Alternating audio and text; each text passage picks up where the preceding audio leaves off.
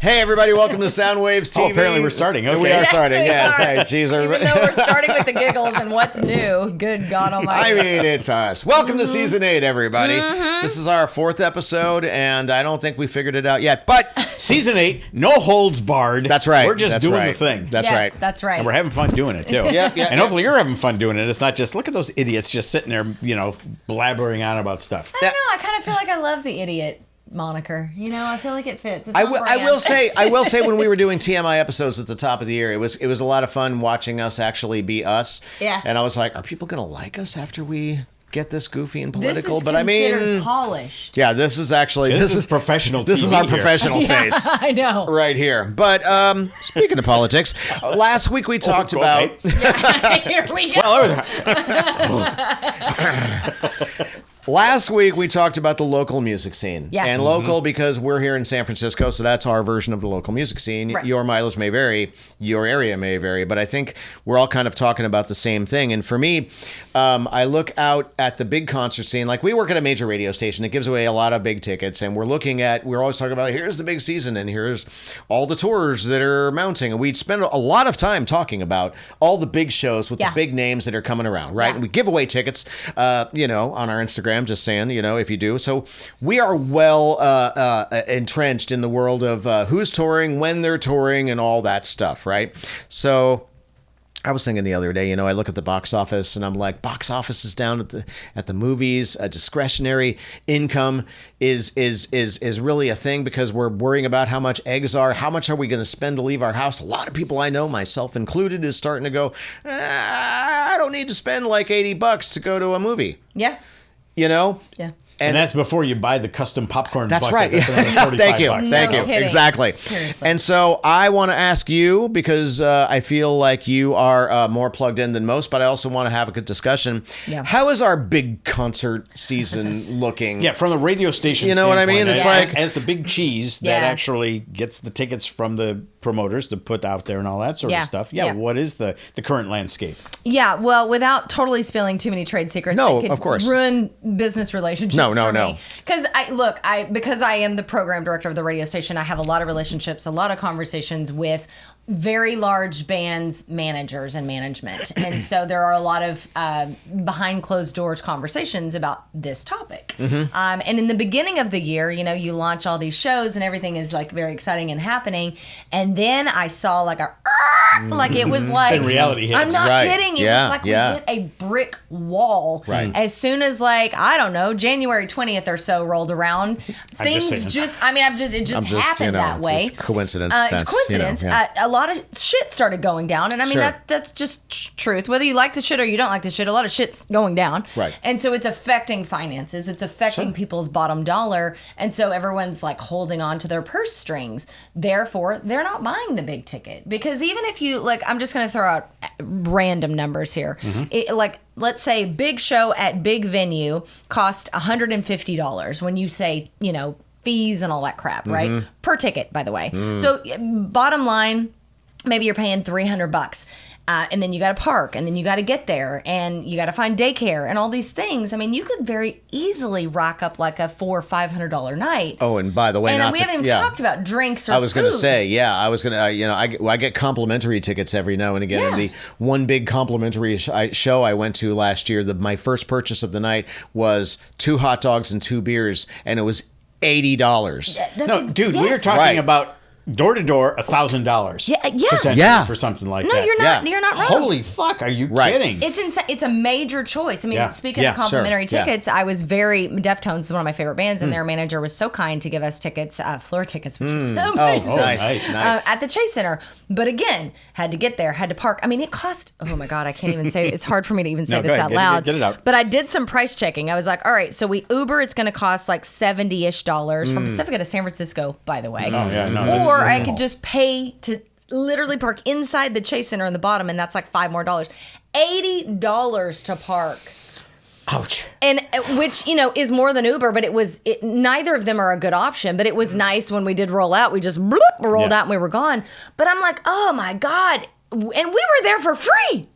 And then we had a beer piece and we had 2 slices of pizza and we walked out there for like a couple $100. Right. Yeah. Yeah. You know, so I feel for people who don't want to spend the money or can't spend the money. I do also, and I know this is, you know, some people might not agree with me. I feel for the bands. Look, I know a lot of the bands I'm thinking of that I'm not saying out loud are high tier bands. They are the bands that have millions and all that. But I think more about their crews. I think about the people who run those stages, who run the sound and the lighting and get those tour buses from city to city. All those people need to be paid. And so I do feel for them as well. So it's a tricky situation, but it's not, I'll just say this as the headline. It's not doing well. I said it last week, and I'll say it again. It reminds me of COVID. It reminds me of, like, you know, we couldn't leave our house. The venues were impacted, all that stuff, right? But and you saw the ripple effects from that. Yeah. With the venues closed and the band can't play it, and people still have to pay the rent, and it just goes out. And after a while, you know, we got to the place where we moved back to the center. Yeah. But then now, post COVID, and I'm just gonna say it. I'm just gonna be blunt and say that once that moment was over, and all the landlords and all the people who had the opportunity to return things to the status quo were like, nah, this is the going rate now. And I know people who run venues that I love, and I'm not going to name names, but there's one venue in particular, and we've talked about this, that is in danger of going away because, we're just going to crank up the rent here. It's a 5-year deal. And, you know, and I'm just like, that is not the right move. Well, it's gonna that is not the right move. You know, I've had issues with retail stuff like that, where there's like high-end collectibles where they'll say, here's the thing, and it's going to cost you $1,200, and maybe 50 people can afford that. If you take that and if you actually look at the cost of producing a thing, whether it's a concert, whether it's a physical item, whatever, if you take a look at the cost of that, and then you go, well, it's a premium item, so we're going to be able to get away with charging this much, and I'm going to sell this many. You know what? If you drop that profit margin back a little bit, you'll sell more items, and you will make that same money. And it's the same goddamn thing with concerts, because if you drop those prices back a little bit, then you don't have to worry about giving out more tickets. You don't have, because people can afford to go, and then you will have a fuller venue. Then you will have more physical people in the venue that will go and buy a T-shirt, and if they can buy a T-shirt for $30 as opposed to $50, guess what? They're going to buy the fucking T-shirt. That's right. And you'll still, so your profit margin is a little less, but you will still make money, and your product is getting out there because you've got a happy client who's going to put that shirt on. They're going to wear it while they're out, and then all of a sudden, all those people that see that person out in public wearing your brand, you're spreading your brand awareness around. But people don't do that. They look at the bottom dollar right now, and it's just you're killing yourself. You are breaking your own balls by making things so expensive, by excluding people from being able to go out and fill a stadium, to be able, because back in the day when it was $25, $35 to get a seat in a stadium, and you would fill up a stadium. You would get 40,000 people in there that just loved what you were doing, and if your merch was reasonably priced, you could make a killing on that too. Not anymore. Most hoodies are $80 at a merch booth. I haven't bought a T-shirt and a hoodie. I can't remember when the last time was. I bought a Deftone at Outside Lands at Golden Gate Park. I bought a Deftone sweater, and they're one of the only bands I would pay $80 for a sweatshirt. But I was like, I love it. And no offense, that's the going rate, you know. So you can't blame the band. No, you can't, you know. But that's the going rate. But I'm really, I don't it know is a complicated. But something's got to give. It is. Something's got to give. It's going to take the first person, the first renter, the first venue, the first band, the first somebody to go, okay, we can make a little less. Or can I don't want to interrupt you, but to please. add to this, and this could be a whole nother topic, it also could take the bands to strip down their performance.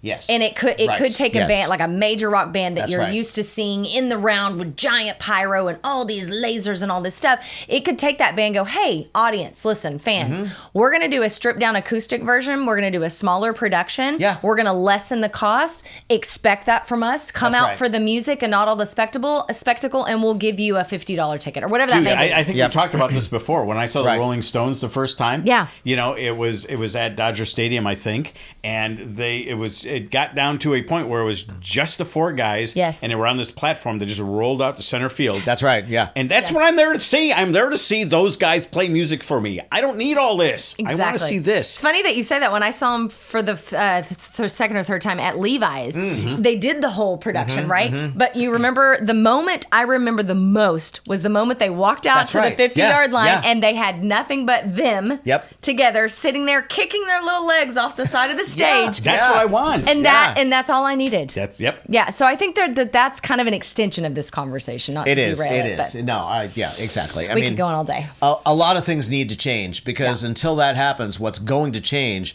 is that movies aren't going to make as much, concerts aren't going to make as much, tours aren't going to make as much. Yeah. Something's got to give. Yep. You know, because politically speaking, we can't do anything about all that bullshit. Right. So what we have to do is we have to look at what we make, look at what we spend, and the market needs to adjust because this whole thing about going rate, you can't sustain it. It's not absolutely unsustainable right now. Yep. Agreed. And that's it. Yeah. You know, you don't have to believe me. Just wait until September or October when they go, man, look at all these tours that lost money. Look at all these movies that lost money. Look at all these tours that had to cancel for ticket sales. Yes, exactly. That's a whole nother Exactly. topic. All right. But we do have some bands we want to show you. Oh, you mean a happy conversation? Yes, a happy conversation. Oh, by the way, And they don't. Oh, go ahead. not to cut you off, I was just going to say, I think the at the end of the sentence, here's the moral of the story: support local bands. Yes, exactly. This is Support- your opportunity yeah, to yeah. spend Carry $10 on. and see some great music. That's my Maybe point right some there. of the artists in the top 5 here, or Yes. Soundwaves TV top 5. Maybe you Yes. can go check out some of these I love bands. the top 5. I do too. These are the top 5 artists and songs you need to add to your playlist in no particular order. Jesse Wagner, Up Against the Wall.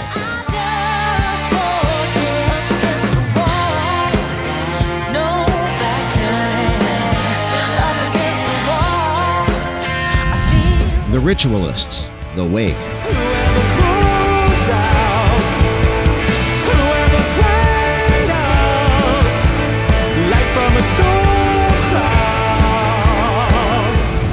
Tommy Two-Tone, Mountain Do's and Don'ts. Ain't ever change, but probably won't. These are a few Mountain Do's and don'ts. Mickelson, Interiors.